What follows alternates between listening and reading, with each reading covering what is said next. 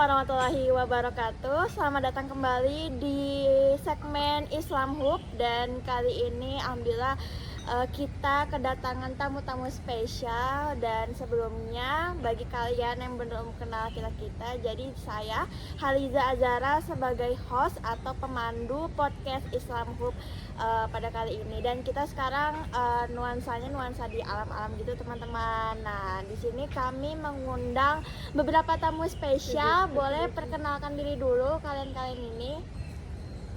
Perkenalkan, saya Aldi Maulana Rohmat dengan NIM 10401250033. Perkenalkan, nama saya Keisha Nomirani Anhar dengan NIM 1040125000122.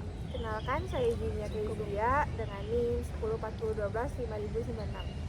Dan saya Haliza Azara sebagai host dengan NIM 1040125000197.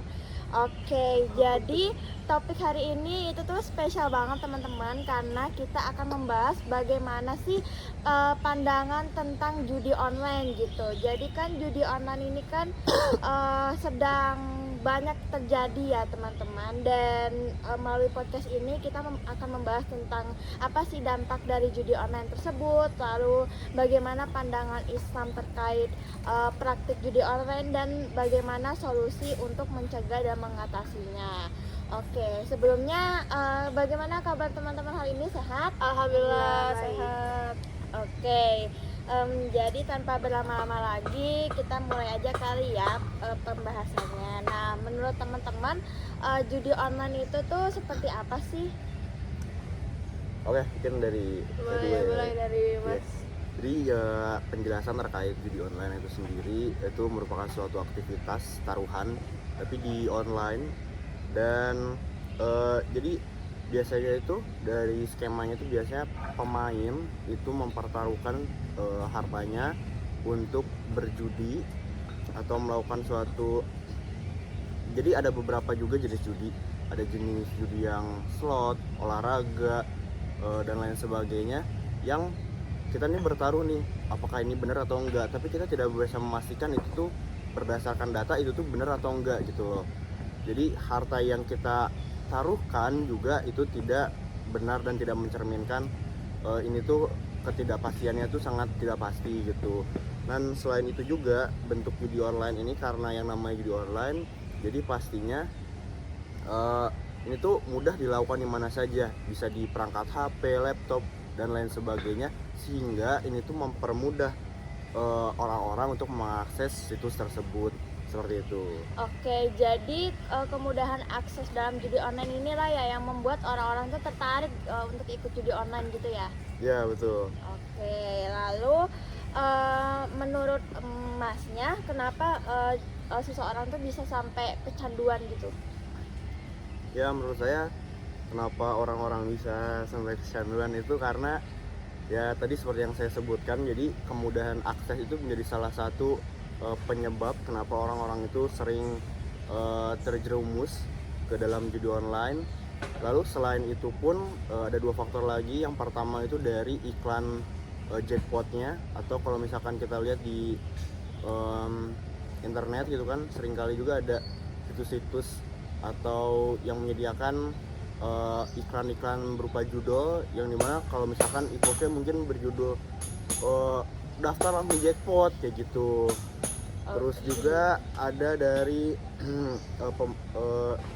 ya mungkin kayak gitu aja sih. Oke, jadi lebih ke cara penyajian promosinya ya yang buat orang-orang tuh kayak mungkin bisa kecanduan dan tertarik gitu ya ikut judi online. Iya, Nah, betul.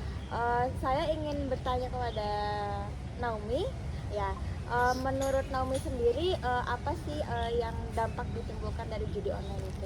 Jujur kalau untuk dampaknya pasti sangat banyak ya untuk dari judi online ini, dari segi ekonomi, mental, dan juga sosial ya. Terus juga pertama misalnya nih dari sisi ekonomi, banyak orang yang kehilangan penghasilannya, kayak dia tuh make gajinya buat buat iniin uangnya tuh ke si judi.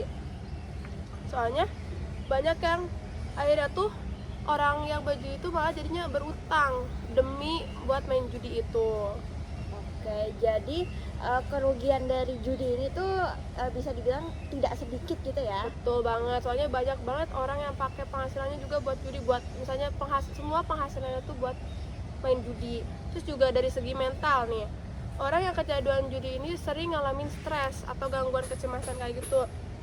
Kadang juga sulit ngendaliin emosinya, misalnya karena kalah, mereka tuh langsung kayak uring-uringan sendiri. Terus juga karena mereka tuh mikirnya kemenangan atau kerugian yang bakal mereka alami pas waktu main judi. Oke, nah kalau untuk judi sendiri ini dampaknya itu dirasakan untuk dirinya sendiri apa bisa dirasakan oleh orang lain seperti kayak keluarganya gitu atau terkena dampaknya juga gitu? Orang-orang di sekitarnya tentu bakal kena dampaknya juga, malah sangat besar. Jadi misalnya nih ada orang main judi, mereka tuh bakal hubungannya tuh bakal buruk sama keluarganya atau pasangannya atau anaknya juga. Soalnya tuh malah, nah kenapa bisa gak harmonis? Karena kepercayaan dari keluarganya itu tuh menurun. Soalnya si orang yang judi ini pasti bakal suka ngebohong gitu. Bahkan dalam beberapa kasus ini tuh ada yang keluarganya tuh sampai terjadi perceraian, terus juga konflik keluarga atau sampai ke tindakan kriminal. Oke, jadi pelaku judi ini bukan hanya merugikan diri sendiri tapi juga merugikan orang di sekitarnya ya. Betul, judi online itu bisa ngancurin masa depan sih. Oke, nah untuk aku pengen nanya juga terkait pandangan Islam tentang judi online ini. Menurut Kay sendiri ada nggak sih pandangan Islam terkait judi online? Kalau dari pandangan Islam ya, segala bentuk perjudian termasuk judi online itu hukumnya pastinya haram, kan udah termasuk judi gitu ya. Jadi hal ini tuh hukumnya haram. Terus juga hal ini dijelaskan kok di Al-Quran di surah Al-Maidah ayat 90 yang menyebutkan bahwa khamar dan judi merupakan perbuatan setan yang harus dijauhin. Jadi alasan perjudian dilarang ini tuh karena lebih banyak membawa mudarat daripada manfaat. Jadi si judi itu dapat menimbulkan permusuhan, kebencian, terus juga membuat seseorang lalai dari kewajibannya kepada Allah. Oke, jadi judi ini walaupun dia online tapi hukumnya tetap sama ya? Iya, soalnya yang jadi masalahnya tuh bukan medianya, tapi melainkan aktivitas perjudiannya, mau dilakukan secara langsung maupun melalui internet. Jadi tetap termasuk perjudian yang dilarang. Terus juga dalam Islam mencari rezeki harus melalui cara yang halal dan usaha yang baik. Terus juga judi justru mengandalkan keberuntungan dan dapat merugikan pihak lain. Oke, jadi kita bisa dari sini bisa mendapatkan pesan ya teman-teman, kalau mau mendapatkan apa yang kita inginkan itu harus dengan cara yang halal teman-teman, jangan cara yang haram gitu ya. Oke, untuk aku pengen nanya nih tentang solusi dan pencegahan dari judi sendiri. Kira-kira apa ya yang bisa diberikan atau masukan yang bisa diberikan agar masyarakat itu terhindar dari judi online? Ya, menurut saya solusi dan juga pencegahan yang dapat dilakukan terhadap pada masyarakat itu adalah meningkatkan literasi digital mereka. Karena seperti yang sudah saya bilang sebelumnya, judi online itu seringkali menempelkan iklan-iklan mereka pada situs-situs tertentu, dan iklan-iklan itu tersebut seringkali menggiurkan masyarakat sehingga memencet iklan tersebut. Nah, literasi digital itu diperlukan agar kenapa? Karena iklan-iklan yang mereka taruh atau mereka tempel itu seringkali tidak mencerminkan kenyataan. Itu kenapa menurut saya literasi digital itu sangat penting, khususnya di zaman sekarang, khususnya juga untuk menghindari judi online tersebut. Nah, kalau misalnya solusi dari saya, kayak teman-teman tuh harus coba buat anggaran keuangan. Dari situ teman-teman bakal tahu nih tujuan pengeluaran uang itu. Terus jadinya kalian tuh gak bakal ngeluarin uang buat hal-hal yang merugikan. Oke, kalau dari sisi agama ya, kita tuh bisa memperkuat keimanan kita, terus juga mendekatkan diri kepada Allah juga sangat penting. Terus juga ketika seorang memiliki pemahaman agama apa sih? Si kontol pada ketawa. Gara-gara gue kena. Gua diam anjing. Gua diam. Oke, 1, 2, 3. Oke, kalau dari aku dari sisi agama, jadi memperkuat keimanan terus juga mendekatkan diri kepada Allah itu yang pastinya penting banget ya. Jadi ketika seseorang memiliki pemahaman agama yang baik, dia juga bakal lebih mampu membedakan mana yang halal dan mana yang haram. Oke, nah ini kan kita tadi udah bahas agar terhindar dari judi online. Nah, bagaimana kalau ada masyarakat yang udah terlanjur gitu, udah terlanjur kecemplung di judi online ini, gimana ya cara mengedukasi mereka? Oke, gini ya, buat orang-orang yang mungkin sudah tercemplung di dunia judi online ini, coba teman-teman cari cari bantuan ke keluarga, ke teman, atau enggak ke konselor yang udah profesional. Soalnya dukungan lingkungan ini tuh sangat penting buat kayak pemulihan diri kita itu. Oke, mungkin benar seperti yang Naomi sampaikan. Mungkin aku agak menambahin sedikit. Jadi kan kita tuh perlu mengetahui dulu nih alasan mereka tercemplungin di judi online.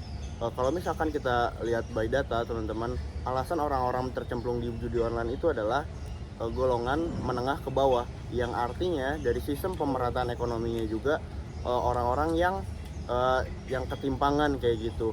Dan orang-orang yang ketimpangan itu seringkali memiliki aktivitas yang ya kita bilang nggak terlalu produktif seperti itu.